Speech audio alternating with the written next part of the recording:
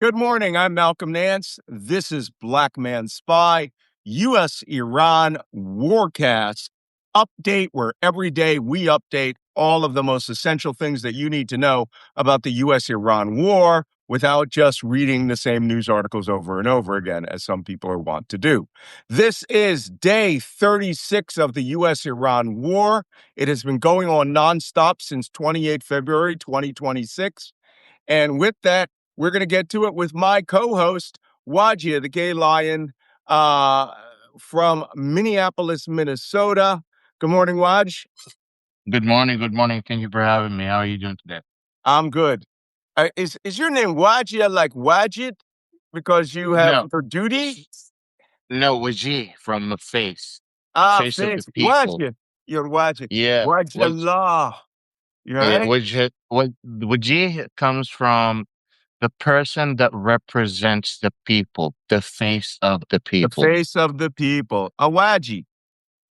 That's right. Okay, a wedgie. Okay. I don't have to run over and grab my hands there Arabic English dictionary and look up which measure that comes from to wajah, to face. So I'm glad to see you here. We do not have Danish intelligence officer. Oh, by the way, Wajeeh is Saudi Arabian geopolitical expert on the Middle Eastern region. And we are missing our friend Jacob Karsbo, former Danish Middle East intelligence officer, Middle East Danish Armed Forces intelligence and national intelligence. He is skiing in France on the French, France. Italian, Swiss Alps. Right. So his wife is no nonsense. She's a very lovely person. I've had dinner with her. And they're like, hey, we're out. We're out for the week. Familia Go find tragedy. someone else. Right. The war is going to. This is what I like about Jacob's attitude. Oh, the war is going to be there when I'm done. And he's not wrong. He's not wrong at all. The war is still here. He's going to come back tomorrow and be like, yeah, I didn't miss anything. So, that being said, yeah, I'm glad to have you here. First thing, what coffee mug are you using? Watch. My Italian. You're on your Italian. I'm back to the Turkish mugs so that I can have little You're shots of drinking espresso. Li- you're drinking li- hot Turkish. Little shots of espresso, which I like to remind everybody comes from my little Turkish set right here, which of all places I got in Kiev, Ukraine. Yeah. This tiny little Turkish coffee place in the underground. If you know Kiev, near the Gum department store, there's an underground passageway that you can shop in winter. And they have lots of markets and all sorts of things down there. And there's this one Turkish guy there, and he sells great Turkish coffee. So he can make you Turkish coffee too. So he'd make me a Turkish coffee as a gift while I waited for my coffee to be ground up. And I bought this gift set. I said, hey, if I'm going to be on the battle in my little dirt ass command post in Kharkiv, Ukraine, I want to have a little touch of style. And he sold me that. And I kept telling him, hey, I'm using this all the time. He thought that was hilarious. It's also, I'm having my dates because dates are a symbol of welcome. And these are dates from Siwa, Egypt, Western Egypt, where every year, come this November, I'm doing the 85th anniversary tour of the origins of the Special Air Service, the SAS, and the Long Range Desert Group, the LRDG. This is the 85th anniversary since the beginning of their founding in World War II in Egypt. So we go to Cairo, we go all around Alexandria, out to the battlefield of El Alamein. Then we go south into Siwa, where the SAS and the LRDG actually carried out their operations from. So if you're watching that TV show, what is it, Rogue Heroes, and they're like, oh, we're here in Libya. Well, no, you weren't there in Libya. You generally operated out of Siwa, and then eventually, towards the end of the war, you went to Libya, right? So, but they did do their operations mainly in Libya. So these are Sirawi dates that I'm having with my coffee.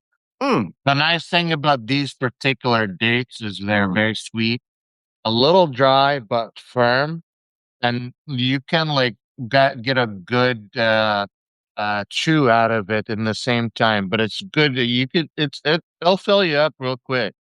Hilwa. I mean, they're good. Okay. Hmm. Someone said, I've not eaten dates, but I have been on a few.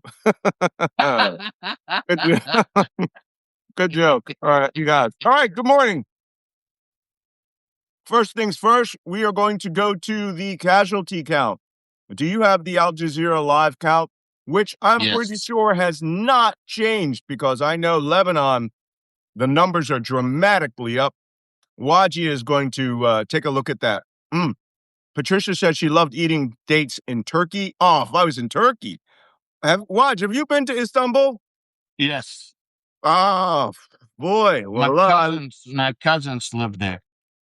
nothing I love more than the Grand Bazaar in Istanbul or having a nice lunch out in the old Medina and eating pounding down Turkish delight and really good Turkish coffees.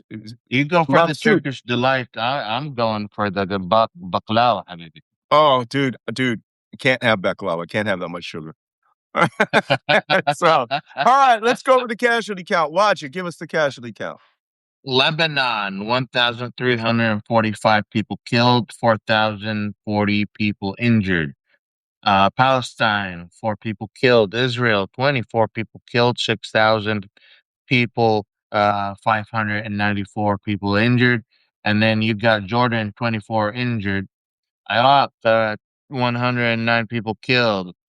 Kuwait, you have 7 people killed, mostly of workers. U.S. military, which is big, really important for most of the viewers here. It says 13. I think that number is a little higher. 200 injured. You have in Saudi Arabia 2 officially killed. I believe they're all workers, and 22 injured. Oman, 3 killed, 15 injured. UAE, 12 killed, 190 injured. Qatar, you have 16 people injured. Bahrain, you have 3 killed. Iran, which is who we're fighting at the moment, 2,076 kills and 26,500 injured. Yeah. Well, You want? by the way, that's an increase for Israel. I think that over the week they were holding steady at 17, and we had a hand count of like 22. Now they're acknowledging 24. And don't forget, people could die of their injuries. A lot of people have been being injured in Israel now. I mean, Iran, for all of this talk about the Iranians not being very good or running out of missiles, I've said from the very beginning that arch down of their low launches but higher impacts is a sign of a strategy.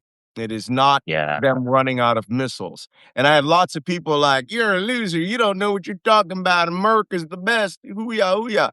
Well, now, yesterday, CNN comes out with a report saying the United States may have not even struck half of the missiles that Iran has in their inventory. You And know, Iran may have yes, already expended many of them. So we're going to talk more about that. All right, let's move on. Price of oil. you got it. Okay, read it off for us. Whoa, West You, Texas Intermediate is a 111. yeah. Here, let me enlarge this a little bit for you guys. Yeah. Okay. So I see WTI crude, that's West Texas Intermediary, is at 111.54. That's the one that impacts you the most in the United States. Brent North Sea crude is 109. Morban crude is 114. How those are holding steady, but West Texas is skyrocketing. These are futures, and they're saying the future ain't good at all. That's Well, what that tells you. the what's interesting is that the Saudis have been coming up recently and been and I wrote an article about that based on a video that the Saudi propaganda pumped out yesterday, Uh-huh. saying that they have amazing pipeline that they have built under the ground. They have amazing tunnels they have spent billions for. They have been preparing for some situation like this, and they are capable of transferring at least 5 million barrels of oil. So they see themselves, even though it's a small fraction of what they were doing, at least they see they can continue to have a lifeline, which is stabilizing the market, the oil market for them. Yep. All right. Okay. Thanks for the oil update. Good. We're going to go on today. We hope that we can get this show under an hour so that I can have a life. Um, we're going to go to the significant activities. Now, this morning, we have a significant combat activity that we need to discuss, and I will show you the video related to it. It has not yet been confirmed, but the evidence is looking really good that the United States has lost an F-15E strike fighter over Iran in, we can't determine where it is. I've been hearing two different things, southern Iran or south of Tehran, the capital. Some say they were doing operations off Qasem Island, striking the small boat facilities there. Others say that it was carrying out where the Alborz Mountains, no, the Zagros Mountains south of Tehran, where the Yazid facility is. This is an Iranian infrared tracker. If you see the large green box is the wide area, the narrower yellow box, right, is the heat-seeking area, and the tight yellow box is the lock-on for the tracker. And if this is the right video, this ain't pretty. Let's see it. Well, first, let me give you some volume so that you can hear it because there is audio to this.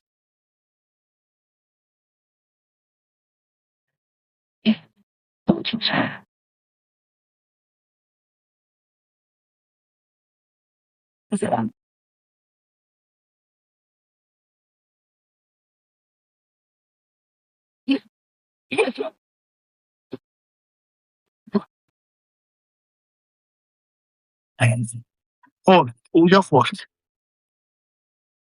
He says,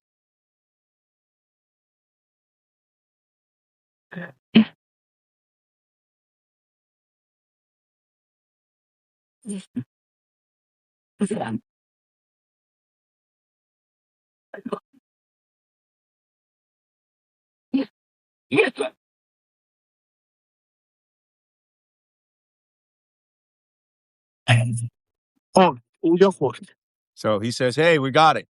I'm going to show you another video that shows that's a little better quality, and it shows the pilots ejecting.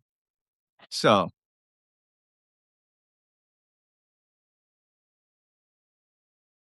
I didn't trust this video at all yesterday. I made sure that, the U.S. Central Command almost immediately came out and said they have not lost any aircraft there. Hold on.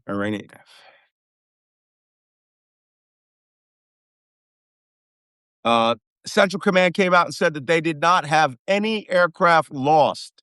Now we may be finding they were playing a word game like, oh, we knew where it got shot down.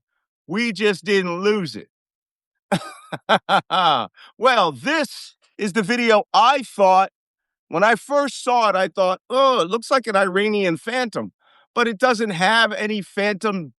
There's no Phantoms flying.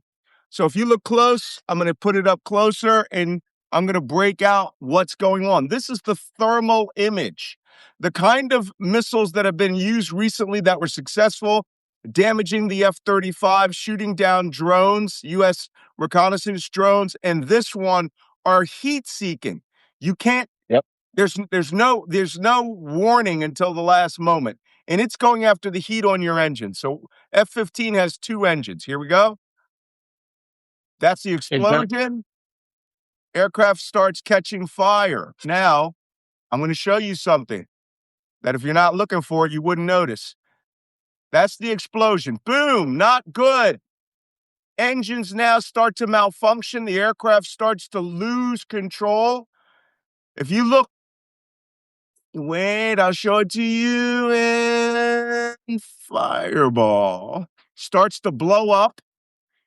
And once it starts to catch fire, There you go. There's two flashes of light. These are the thermal signatures of the two ejection seats going off.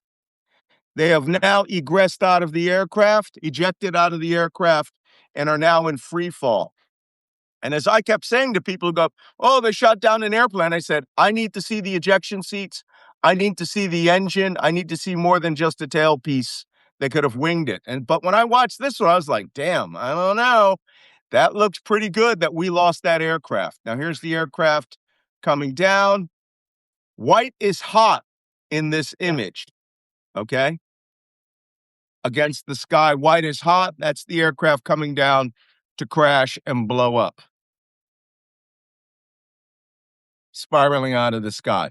Now, you know what this is going to do? That's sections of the aircraft just coming into pieces. So there it is. Boom, two ejection seats go off. Aircraft spirals out of control. This is starting to look real.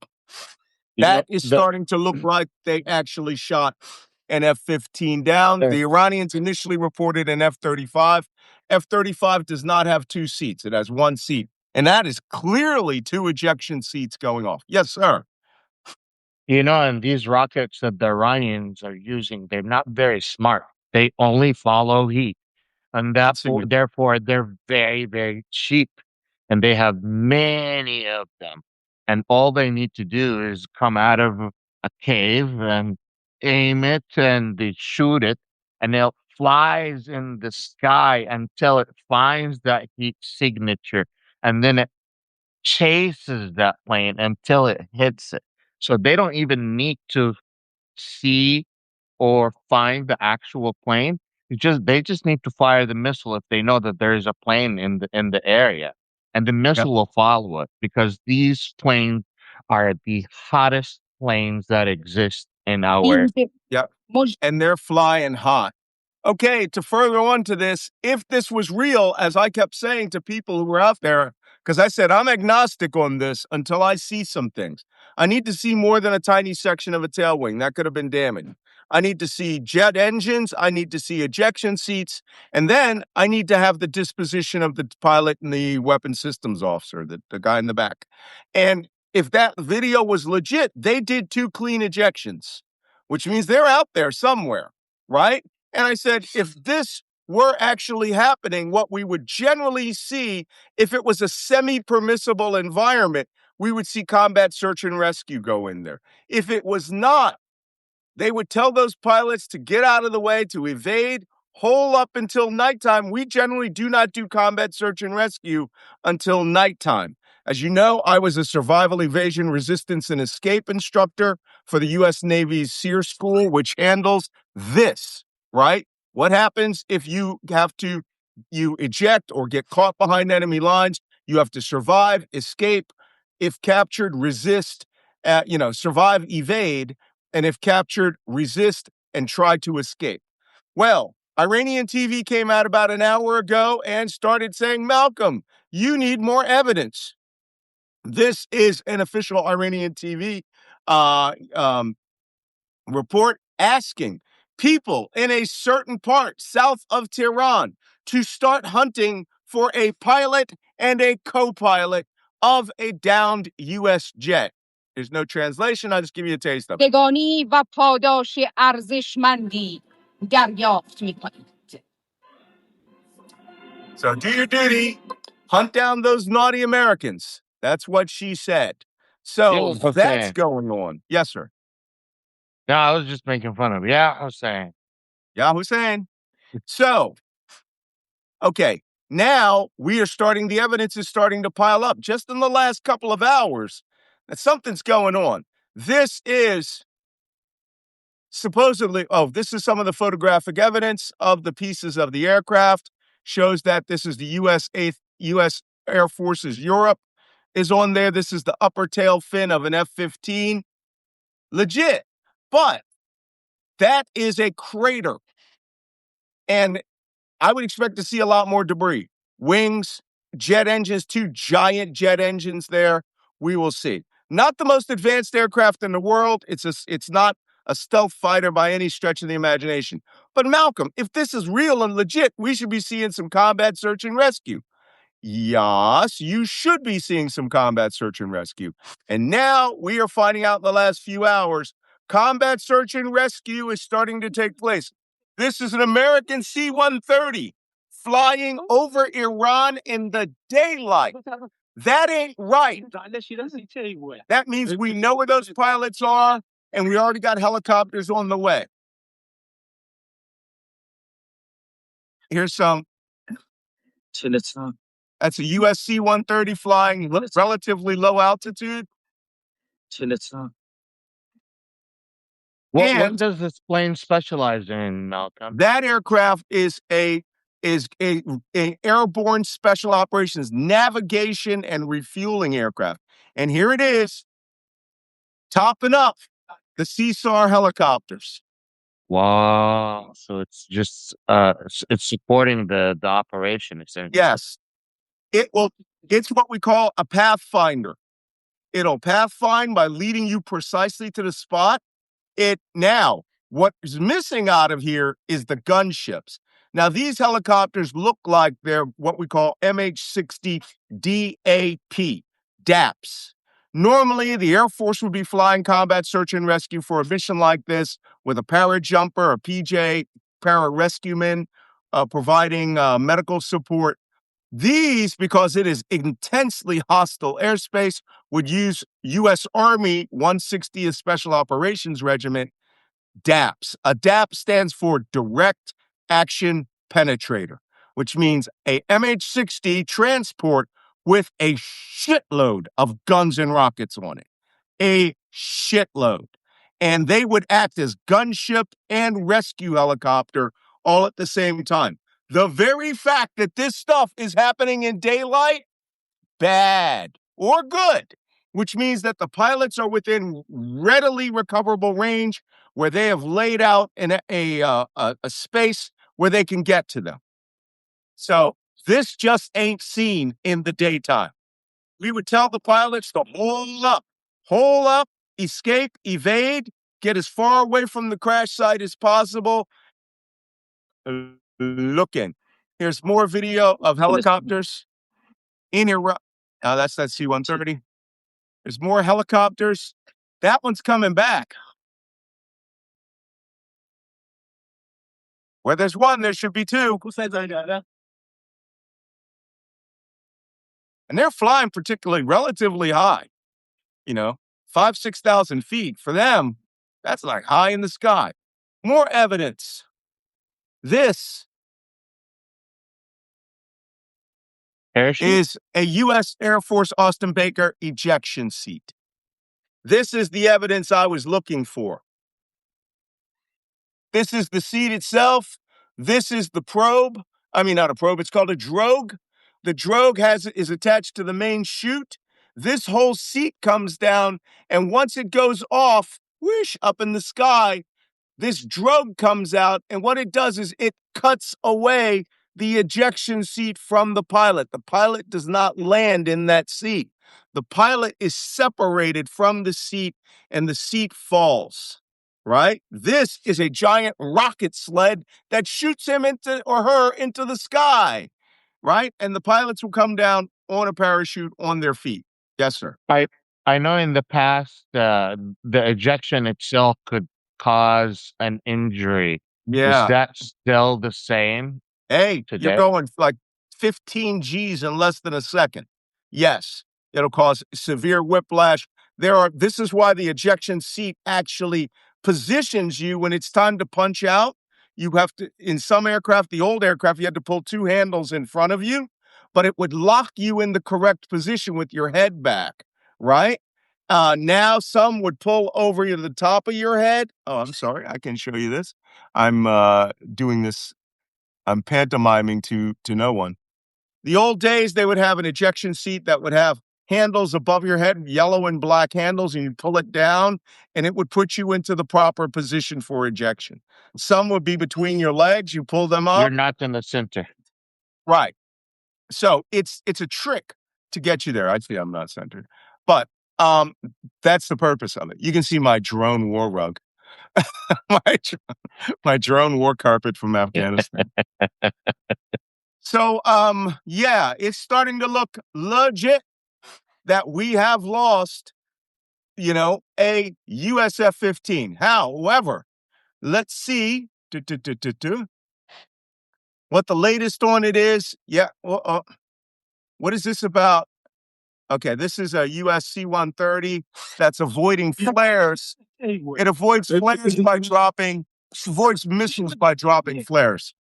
You see it pop, all these brilliant things come off it. Anywhere that they assess there could be a surface-to-air missile, they pop it off, like going over an urban area. The IRGC has announced that they have shot down an F-15, but the video, there's a lot of fake video out there that shows like a missile chasing an airplane.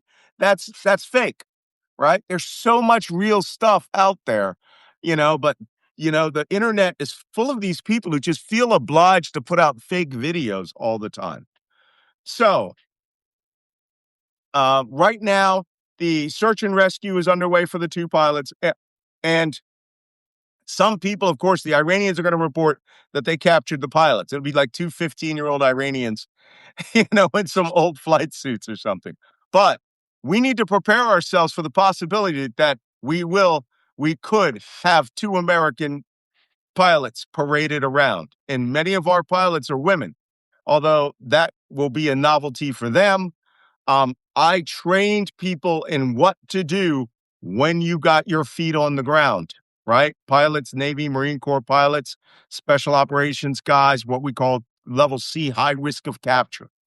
And the first thing is you Dutch that parachute. This is not a escape. It's not a survival situation. It is a evasion operation. Get your evasion kit. Get your survival kit that's in the seat pan, and you figure out what direction you're going to, and you go to it. Get some cover and keep a moving. Get on that radio and start calling it in.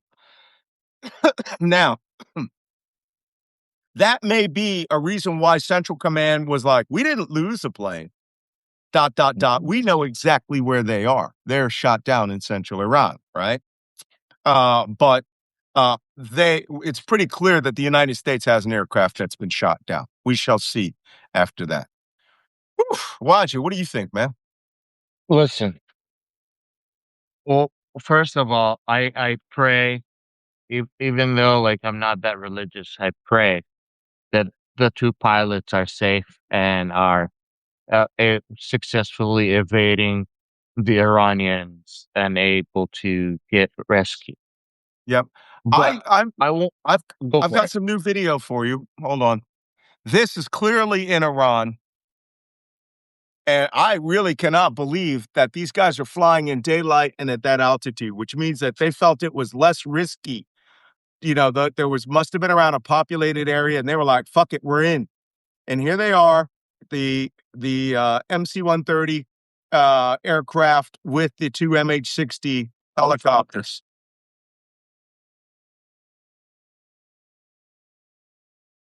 That's going in. The other one was coming out. As you see, a lot of civilians out there, a lot of civilians with cameras.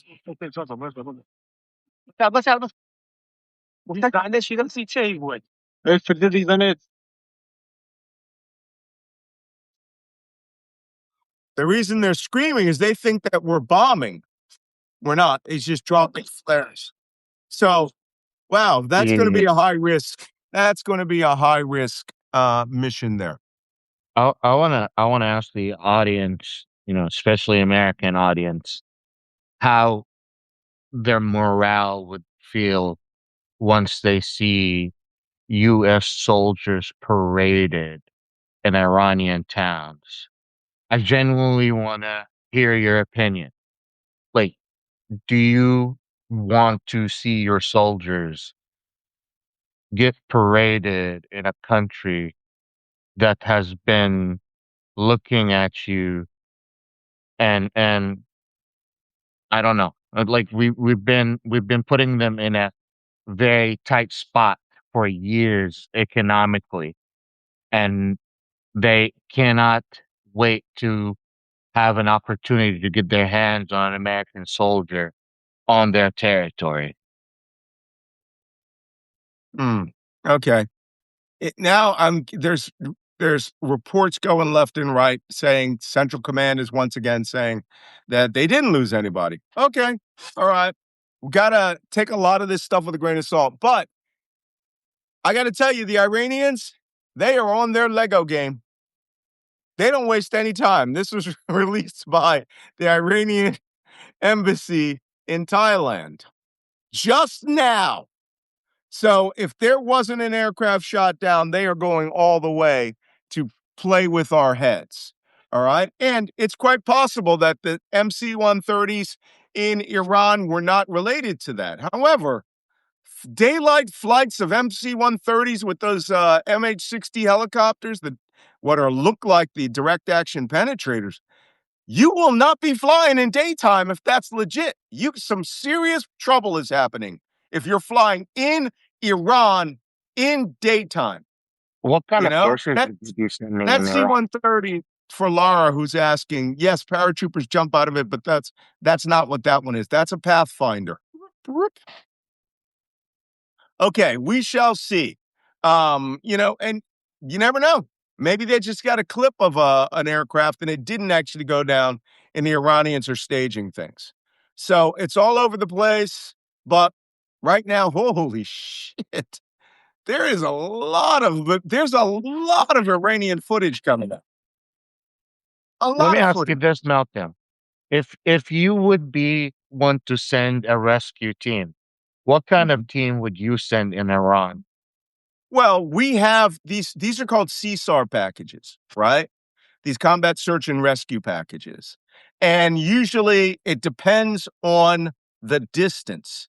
If the distance is very far in a place like this, like you're flying from Kuwait, that's where they would be flying from, right? Or they would be staged like on Bubiyan Island in Kuwait. That's the closest place.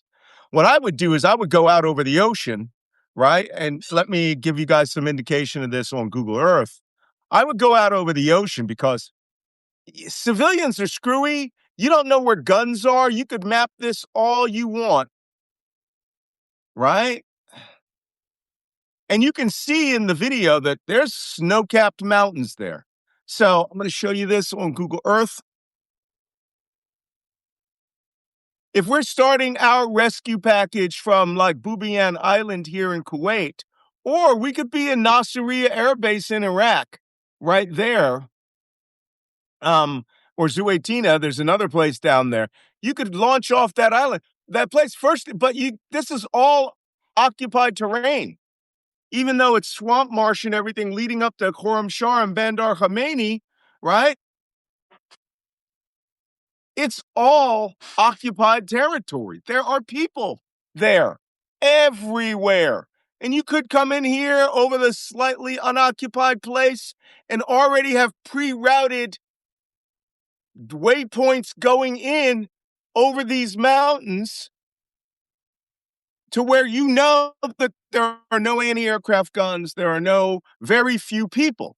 But if you do this in daytime, yes, you're going to be using a MC-130, combat, Talon aircraft to act as a wayfinder. What I'm finding a little funny is there's no AC-130 gunship, right? If there's trouble, we're going to send an AC-130 gunship.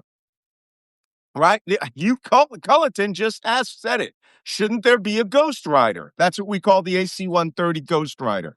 It is a gunship. It used to be known as the Spooky. And it has a boatload of machine guns and cannons that fire thousands of rounds of bullets off to the side. And generally, that's what we have them there for, to sanitize the area around any pilot. Now, the combat Talons, they now sport missiles that they carry on their wings, but they don't have guns. So, but you would have these routes going in. I would have had a heavy task force. They thought light, but as you can see, they felt very comfortable flying at altitude. There aren't many Iranian radars, but there are a lot of guys with rifles.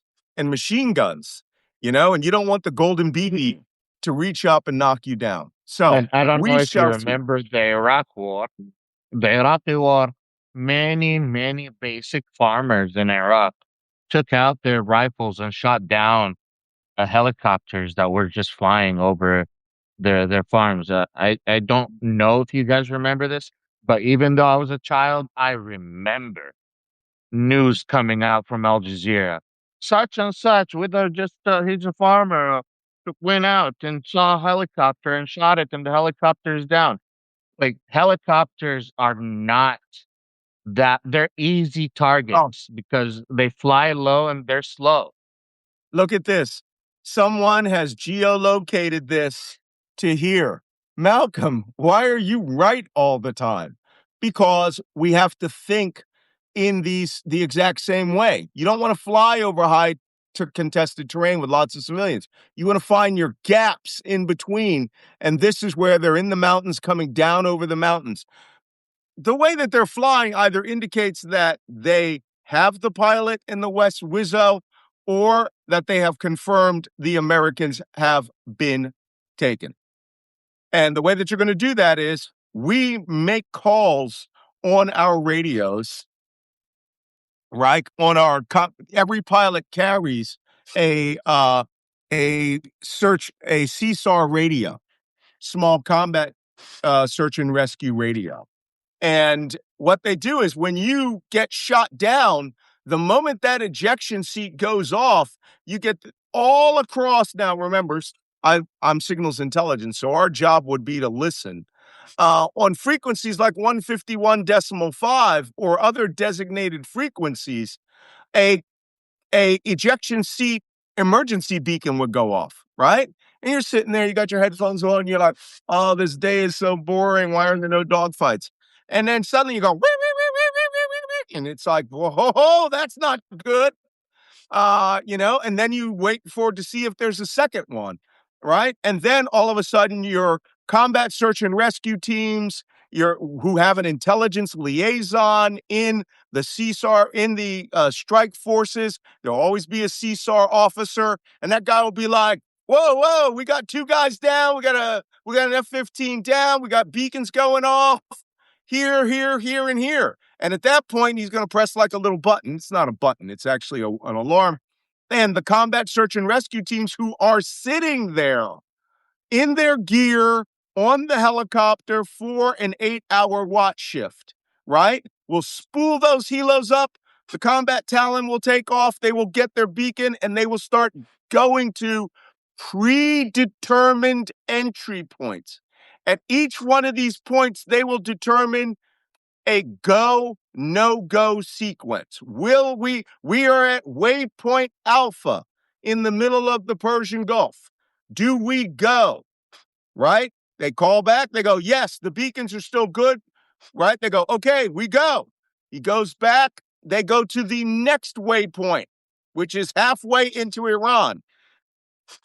Do we still have beacons? Are we a go to move on to waypoint Charlie? They would say, yes, carry on. Boom, you go to waypoint Charlie. All right. And then they go, do we have positive communications with the pilots? Right? Positive communications is this, right? What's a great Sky Slaughter 2-1, or Basher 01 was an actual call sign used in an F-16 that was shot down over Bosnia by the Serbs. So we call out Basher 01. This is Sky Slaughter 5. Do you read me? And on his little radio beacon is already sending out an encrypted signal, which we're going in on. And then he will call us. He'll go, yeah, Ace's seat. He'll go, Sky Slaughter 1, Sky Slaughter 5, this is Basher 01. I am on the ground. I am mobile. I am moving from my waypoint, right? My bullseye on a course of 251 or 250, 3 miles away. That means from the spot where I landed, where my beacon went off, where you find my parachute, I am moving to the northwest or whichever direction that he has. It's very exciting, this kind of thing. when it happens. But it has to happen. So what's the question that's going on? All I know is there is a lot of footage coming out of Iran of U.S. search and rescue aircraft over Iran. This isn't one or two people. We're now up to like 15 separate videos. So something happened, but for something to happen, for those aircraft to be egressing in daylight is extremely extraordinary. Someone was asking the point in the map, what was it? It is the where we expect the location of the pilot uh plane drop. Well, Is that correct? what we that point on the map is where we think we have a datum. I believe that orange symbol there was where people were videotaping that aircraft. It has been geolocated. Here, I'll show you on the map now. It appears to be east of Bandar Mashar, between this place, Karachsat, Saran, and Bandar Mashar. That is a good entry point, right? You come out over the ocean, they don't know you're there. If it's nighttime, which it might have been 3 or 4 hours ago, nighttime, they come through here, big gaps, cruise the mountains, wave at the goat herders, try to stay away from big cities, skirt around Esfahan or go between these cities in the mountain. And they said it was south of Tehran. Well, freaking everything's south of Tehran on this map, right? And then exit whichever route they predetermined to the closest search and rescue recovery point. So, big stuff going on in Iran. Okay, that's the biggest thing that's going on. Lots of other stuff going on. So, I'm going to take you back to my bookmarks where I had all the other drama that was happening there. Okay. What do we have? Iranian strikes. Iran has struck a lot of places in the last 24 hours. I don't want to hear anybody saying that this war is not going on. Okay? Things are going on. This one's one.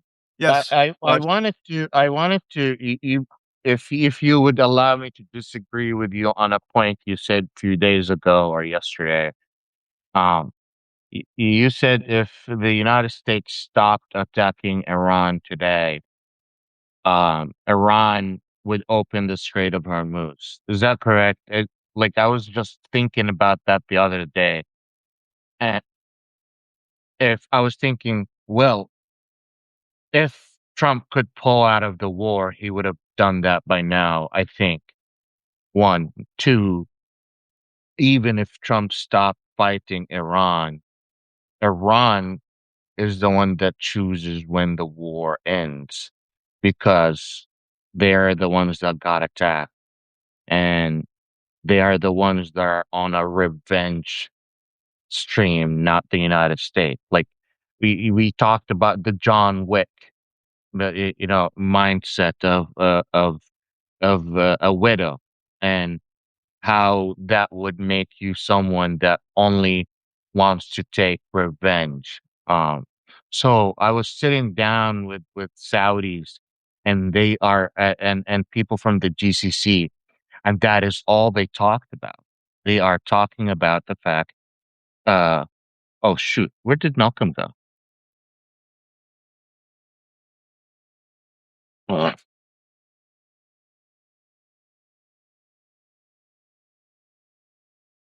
uh,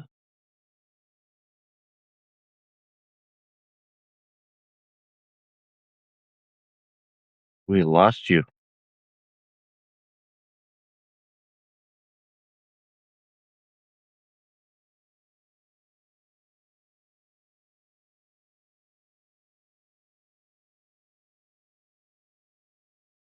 As soon as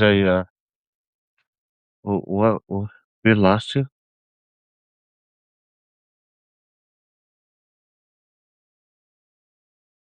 China hacked them or Iran or Peter. We are back.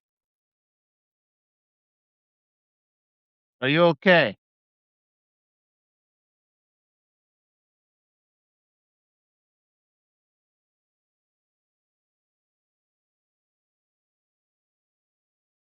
Mr.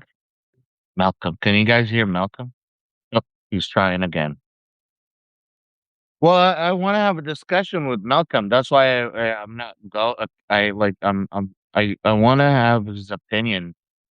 I'm not trying to just preach my opinion here. I genuinely want to know what he thinks about this, Mr. Malcolm.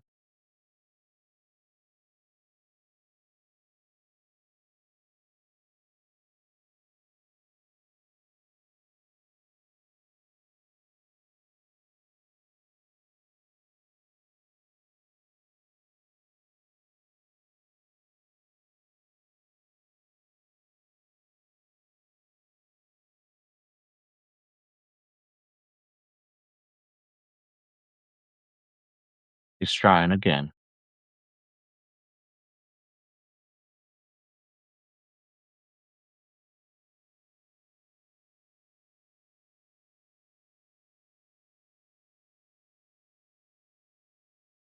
Ah, you got me. Welcome back. All right, Yeah. sorry. Sometimes, I'm sorry to tell you, but sometimes Substack crashes. And when you start getting high numbers, it just crashes. And mine, I had like plenty of power. Like go in there and I'm like talking, bah, bah, bah, and it just cut out. But I'm glad you filled in. Go I ahead. wanted I to. heard you. I heard you pontificating. So please pontificate I, some more. I want to have your opinion on this. I want to have a discussion on this, if you don't mind. You were saying that if the United States, if Trump decided today to stop attacking Iran, if the missiles stop falling on them, Iran would open up the Strait of Hormuz. So I was sitting down, strategizing, looking at the numbers, sitting down with Saudis, talking to them, and all I heard was constant fear that no, well, they're the ones that get to decide when this war ends because they're on the revenge streak. You talked before about the John Wick mindset Yeah. of a widow and how Right. that becomes just like a tunnel vision of like we need to end this. So can we actually like I what's your opinion on that perspective? That the Iranians are the one that get to call the end of the war, not Trump. And if Trump was able to get out of the war, he would have done that by now. That is exactly right. I think the only way that the Iranians this war can end is when Iran decides it's over. I mean, who attacked whom? They are on the up. They're they are not here to win the military war. They knew about that, right? They can win on the fields that they choose to win on. But the one field that they can choose is to essentially hold the world's economy in its hands and allow Trump to take the blame for it. That's the best part. Iranians don't have to do jack but sit there and say, we're just not going to let you move any oil. And that's where their asymmetric power comes in. I say this all the time. Iran's greatest advantage to everything is really geography. And not just geography, not just having the Gulf, but also the topography of that geography, right? High mountains, low Gulf, look down on you, easy to shoot from. I mean, in the old days, our big thing was artillery, worrying about artillery cannons and sea mines, right? Now it's a million things that can come out and bite you.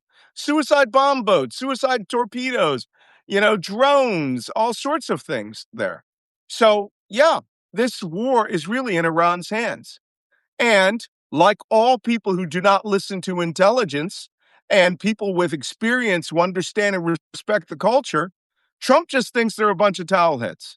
Really. I would not be surprised if at some point we hear that from the White House, Trump was calling them a bunch of raghead mullahs. And then we're going to find that tells you all you need to know. The Strait of Hormuz will open when Iran wants it to open. And I will make a very bold, easy prediction here. I've been through the Strait of Hormuz many times. There will not be the easy pass. They will stop using the multipass. When America stops its attacks on Iran and ends this war and withdraws its combat forces so that in 48 hours there won't be another attack, that's when Iran will say, Halas, no problem, open. And you will see 150 ships all steaming and piling out of the Strait of Hormuz. And more importantly, you'll see all those ships who, hey, let's go in and get our oil quick while it's high, right? All those ships come back in, both lanes of the traffic separation scheme. But what you will see in the middle of it is IRGC vessels waving and giving you the thumbs up like, don't forget, we could kick your ass at any time, right? And at that moment, Iran will have won this war. Would There that it is, done. stop the actual? What if, like, the United States stops bombarding Iran, but Israel is still bombarding them? Then Iran will just keep punishing the world for Israel. You got to get everyone to stop. Israel That's cannot just exactly my fly point. in. That's exactly my point. Yeah. Trump could sit down all day wanting to stop this war, but as long as Israel is sitting down and, like, sabotaging every single peace talk and every single ceasefire, what is stopping all of this from happening? I'm going to say this for the 100th time. Everybody take note. I know people write to me and they're like, I can't believe you're agreeing with that Nazi Joe Kent. Joe Kent's not a Nazi. He's a brave person who has fought honorably for the United States. His problem was he became MAGA. But while he was there, he had an epiphany. And he said, we're being led around by the nose ring on this one by Netanyahu. And guess what? He's right. We reported yesterday about the guy, the former foreign minister. He was the guy negotiating, was supposed to meet up and coordinate with the Pakistanis and J.D. Vance, right? As soon as the Israelis found out, they tried to kill him. They bombed his house and killed his wife. You think that guy is going to want to open his mouth now? No one's going to want to negotiate on behalf of Iran because the Israelis will assassinate them. And now we start seeing Netanyahu out of control, out of real control. And I just feel bad for the Israelis, right? They're getting it.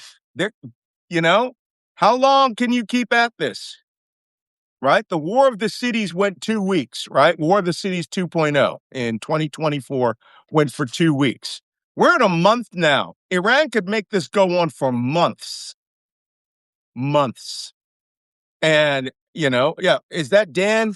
Dan says they're eating missiles every day, right? One of them. Yeah, that's Dan Demendenberg. He's now my unofficial liaison to Tel Aviv. We're coming to have coffee at your place. We'll take you to Yafo. I know a great place there. But he says they're eating missiles every day. Every day. You cannot go about your life and the Iranians are pacing them so that there's only a couple of hours at a time that you have time off before you got to get back into a bomb shelter. And for a lot of people, now you know what it's like to live in Kyiv, Ukraine. But it's just that in Kyiv, it's much bigger. Israel is small. It's tiny, and you can, we're just 100-meter accident away from a bomb shelter getting hit, and then maybe a dozen people killed, 24, 100.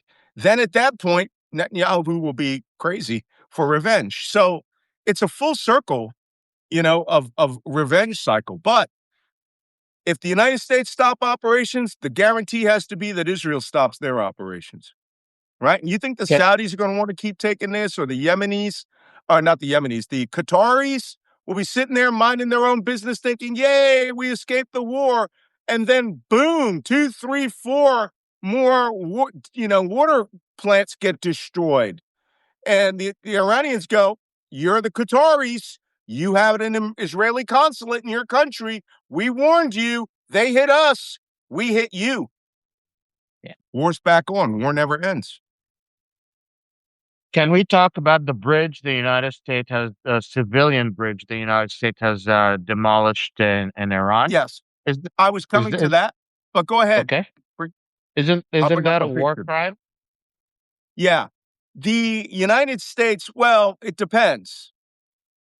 Here's the kicker. The Okay. United States struck a huge modern suspension bridge uh, that they claim was being used to transport missiles. It's the B1 bridge in Azamiya district of Karaj. Huge bridge going over a massive cavern. Here's the video of it. And we bombed it with several B1 bombers, not B1 bombers, with several JDAM bombs. And here's the kicker: it's it's not the bridge. You'll see the bridge when it's bombed. The section that's gone. There it is. Here you go. That was the blast of someone that appears to be. Wow, those people. I'm sorry, these people right here. These people right here. They look like they're a good. No, that's a giant crane, so it's a good distance. That's a good 500 meters away, but they're going to feel the blast effect of that 2,000-pound bomb. It's going to knock them off their feet.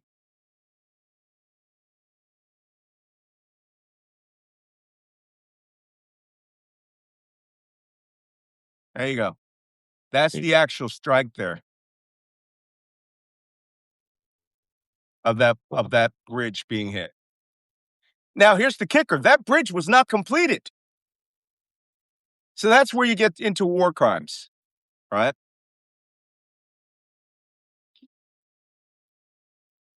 That guy must have been about a kilometer, 2 kilometers away, and the blast blew him down, the cameraman. You Okay. know what the Iranian government is saying about this? What are they saying? The U.S. is so desperate they have to commit war crimes to bring us to the negotiating table and end this war. Yeah. Okay. They would say that. Now, let's go to that's it for the strikes. By the way, Kuwait's Ahmadiyya oil refinery was hit. The Habshan oil pipeline was hit again. But let's do significant political acts and we will go to questions. Right here, Donald Trump this morning, 3 minutes before we started this show, went back against everything he said the other night and now goes, with a little more time, we can easily open the Hormuz Strait, take the oil, and make a fortune. It would be a gusher for the world. President Donald J. Trump. So, okay, people, Jesus Christ, what is it? Who is talking to him? Who came into the Oval Office this morning? Someone walked in there and goes, yo, we can make a boatload of money. Why ain't we taking that straight? Why ain't you doing it? Let's take Carg Island. Let's take the oil refinery. God damn it, it's back in his head. I suspect. I haven't checked the price of oil since we started. It's only been an hour. We've been talking 1 hour exactly to the minute. Somebody check the price of oil because that is going to create trouble. That is them saying we are going to do it again. Carg Island, Toonba Island, all of these. I cannot understand the incompetence of these people. He's a doddering old man. Somebody 25th Amendment this dude. We're in trouble if he's back to thinking this morning.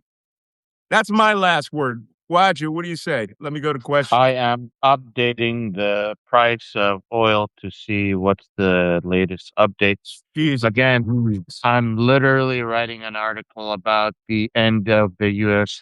Global hegemony. I'm investigating how all of the U.S. allies are ending their relationship with the United States, not officially, but how things actually work. There was a gentleman that wrote a good article, and I thought he described it very well. He said the Saudi government doesn't have to legally end its relationship with the United States. It's all small decisions that the leaders will make time by time and be the bureaucracy that will end the U.S. global relationship. Mm-hmm. You're not don't going to care. notice it in one day overnight. It's going to happen gradually, and one day you'll notice, hold on, we're cut off from the whole world. He doesn't And they, care, though. This isn't about world, global, economic, historic, cultural relationships. This is about Donald Trump's relationship with money. You bring it to him, there's a relationship. You don't, no relationship. And that's the world has now spun off its axis, which, by the way, was paid for at the landing at Normandy, right? And fighting all the way across Europe. Okay, I want to cut this really short. I got to answer just one question. I have 7 people ask the same question, right? What does the impact of the firing of those generals in the middle of a war do? All of the firings of these generals are based on one thing, from what we can tell: the white supremacy of Pete Hegseth. The general that he fired, the chief of staff of the army, was the person who would not fire the black and female officers. And then when they checked his record, they were like, he was a general under Joe Biden. Well, he was a general under freaking everybody since Ronald Reagan, right? That guy had almost 40 years experience. We are in a bad place where Pete Hegseth can say, you're retiring. I swear to God, we take back Congress and we get a Democratic president. Every general who was fired should be reinstated with back pay for 4 years. And then we bring them on board to reinvent the Department of Defense. And I'd make them all judge advocates. I would make those guys say, hey, you are going to go through the Pentagon and you are going to find everyone that took part in Trump world, right? Anybody who's not loyal to the Constitution, he shouldn't be there. Pete Hegseth is not loyal. Pete Hegseth could be on an express train to prison because I think that guy's insider trading. All of them were. They're a bunch of effing thieves. That's just my professional intelligence opinion. Wajeeh, thank you for coming. I'm sorry I crashed out in the middle of this, but the system glitches and crashes when we get a lot of people. Tomorrow, it ought to be very interesting. We're going to find out whether these pilots are real, whether they were captured, or whether they escaped, and whether this shoot down was real or not. This could change the dynamic of the whole war. So be sure to tune back in tomorrow, and let's find out. As you know, I was an instructor for how to get through this, even how to be captured, how to be beaten, how to be waterboarded, and we can talk more about that. So, Wajeeh. Shufik Badin, Shufik Bukra. Shufak Bukra, All right. thank you for having me. You're welcome. Make sure to read the article. Bye-bye. Oh, and be sure, for those of you who are on YouTube, come over to Substack and subscribe to malcolmnance.substack.com, wajeehalion.substack.com, and give us if you haven't followed us, just follow us. I'm trying to get to 100,000. That's only 3,000 more unpaid subscribers, and the dynamic of this changes. So, better material. Take care, guys. See you tomorrow.